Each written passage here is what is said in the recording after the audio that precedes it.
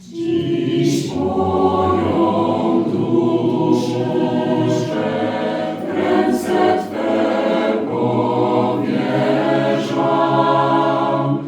Mój Stworzycielu i najlepszy Ojcze, do domu wracam, jak strudzony pierwszy, a Ty z miłością przyjmij mnie z powrotem.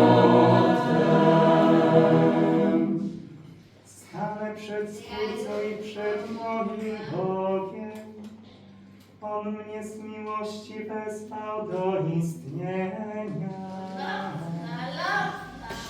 Duch swego Ducha stworzył na swój obraz. Jak własne dziecko znał mnie po imieniu. Dziś moją duszę w ręce Twe powierzam.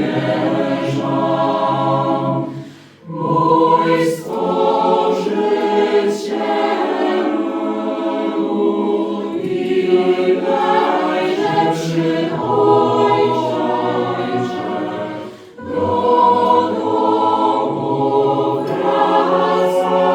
wracam, jak strudzony pierwszy, a Ty z miłością przyjmij mnie z powrotem. Wstyd mnie ogarnia, że przed Tobą stanę.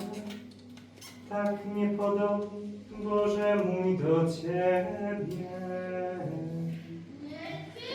Nie każ mi za to zbyt surowy